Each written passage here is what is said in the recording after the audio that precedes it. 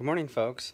I have been inspired by a new friend of mine to start making these morning musing videos here.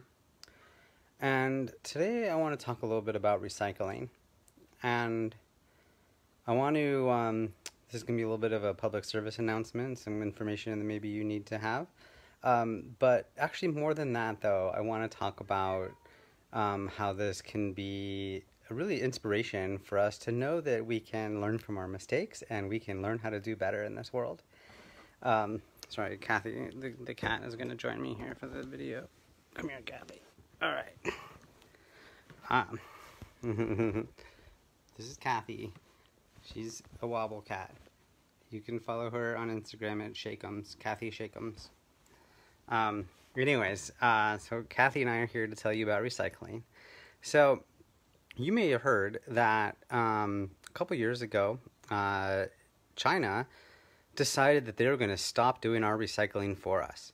Now, maybe you didn't know that that was happening. I sure didn't. But basically, when we recycle plastic, we are often not cleaning our plastic. We're not sorting our plastic. And all of that plastic is getting sold to China as sort of junk. And so all the cargo ships that come over here bringing things from China, then we fill them up with a bunch of plastic and we send it back to them. And then people in really, really unhumane conditions are sorting through our plastic for us. They're cleaning it and in these like really, gnarly things. And China decided that they weren't going to keep doing that anymore. And so right now in the United States in particular, but pretty much around the world, there's a real crisis right now about wondering what are we going to do about our plastic. No one's ready to recycle it. Everyone's putting it in the recycle bins and no one's going to do anything with it. And companies in the United States are like, we don't want your dirty plastic. We can't handle that. And it's also too expensive. It's not worth our money. So, there's a couple things here. First of all, who would have imagined that recycling was a contributor to horrible sweatshop working conditions for people around the world? That's really a hard thing to sit with. And then also, we all thought we were doing something good, and we realized that we're really not doing it very right. So part of this is that we've kind of been lied to a bit. That little recycling symbol that's on the recycling thing, it's actually not saying that all things are recyclable. It's just indicating a way of sorting the recycling. And so one thing you should just know is just ones and twos.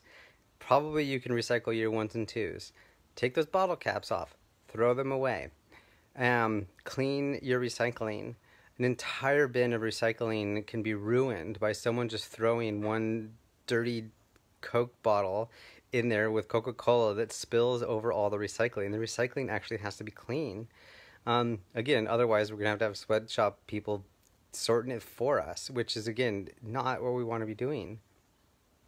There's a ton of great little stories and links that I put here in the side here to kind of give you some more information. But here's what I really want to reflect on. I've been talking a lot lately, or thinking a lot lately, about the importance of redemption and the recognition that we can learn from our mistakes. Now, either we see that we've been doing something that's not okay, and then we can hide from it, but that doesn't give us an opportunity to learn and grow.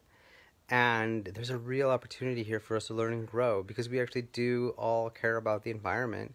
We care about the sustainability of this world, and we want to make sure that we live in a world that works for all of us.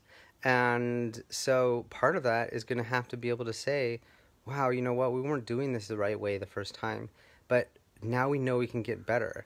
And the thing is we can get better. We know it's recyclable. We know how to make things that are easy to clean. We know how to, make the right decisions in this world. And I just want to point out that, that's something that we can do. And this isn't something that we can wait for some politician to decide. This is something that that actual real humans, just like you and me, get to do. I mean, again, I'm not a chemical engineer. I'm not the person who's designing plastic things or plastic containers and stuff like that. But someone out there is, and that's just a regular person. And like this is the kind of thing that we get to do, and we can figure out how to make this better. We can make this easier, and we can start be making the right choices. But the real secret here again is just being able to realize, to just be able to face the mistakes that we've made. And again, I'm just talking about recycling here, but this is true for so many different things. It's okay for us to recognize that we've made harm, and then for us to be accountable by having insight into what we've done, making the repair that we need to have, and having true remorse for what the mistakes that we've made.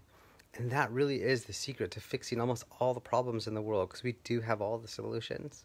But we just have to be willing to sort of face sometimes that we didn't do things right the first time.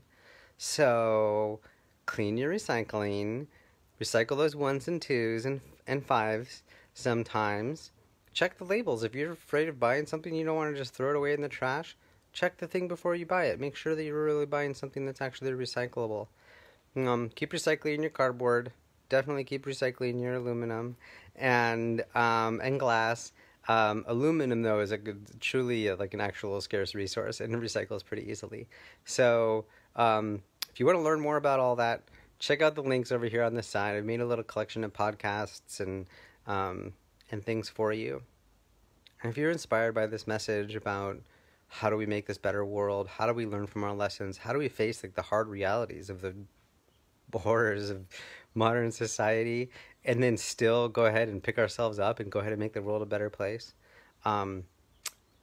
check out my podcast, Fractal Friends. Fractal Friends is dope, and I have a lot of great ideas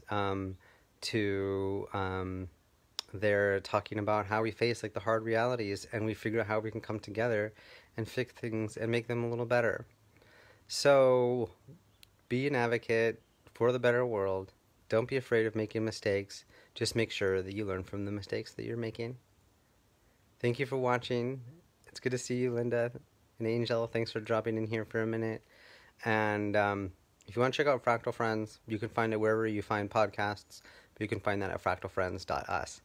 And there's a new episode coming out tomorrow with a colleague of mine, Pablo Lumerman, and we're going to be talking about how to transform the world with conflict. We have the answers, everyone. We totally have the answers. We can totally transform conflict and make the world one that's rad for all of us to live in. And it's going to be up to you and me to do that. Also, check out my recent episode with Alla Weinberg. She's my business partner. And we're the co-owners of Spoken Wheel. And we are the workplace relationship experts. And there's some great lessons there. Thanks for watching. Have a good one, everyone. Oh, and just a little bit of Kathy here for everyone, since everyone wants. She was joining the video before. Kathy, you want to be in the video?